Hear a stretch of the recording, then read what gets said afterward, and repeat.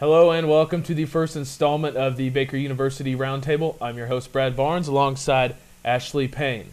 The topic we're going to be discussing today is the Baker refund system, and it's been a very, very difficult system to work with, not only this year, but in the past years here at Baker University. Baker has a policy of holding refund checks for 10 days when they are put onto a student's account. That includes loans, scholarships, school scholarships, and outside scholarships.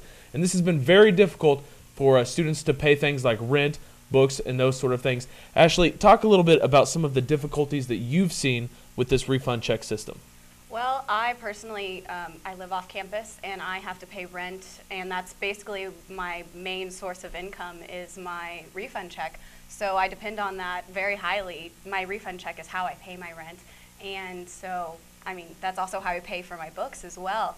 And I have 8 classes and 6 of them require 2 books, 1 or 2 books, and I can't buy them until I get that refund check, and our teachers are getting angry, and I just can't do it. And the thing is, we are just about 2 weeks into school already, and refunds just came out today for the students that chose to have them directly deposited into their account.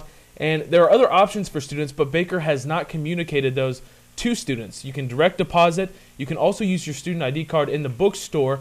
And if you go into the business office, talk to Jackie Craig, and they offer book vouchers. And you can go into the bookstore and get books that will be taken out of your business account later on. And the communication just isn't there right now with Baker. Nope, that is something that I never knew about personally. I'd never heard that we could do that. But even if I did know about it, I don't think I would do it because I buy mine off of third-party sites, they have Meebo and Amazon.com where you can buy your books really cheap online and get them shipped really fast. So what is the plan for you now? You're 2 weeks into school. You just get your check today. Are you still going to go online and get books? Yep. Yeah, I'll probably go online. I don't want to go to the bookstore. And the books are pretty much sold out in the bookstore right now too. So.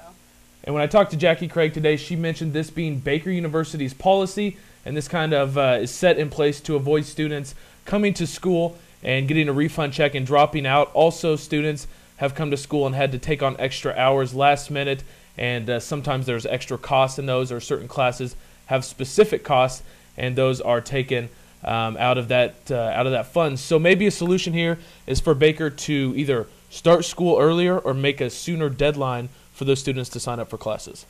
Yeah, and the teachers can possibly be a little more understanding too. I know the teachers are getting really angry about students not having our books. I understand that we need them for class, but if we can't afford $150 books for 5-6 classes, then it's a little hard to do without our refund checks. Yeah, it's a pretty tough situation.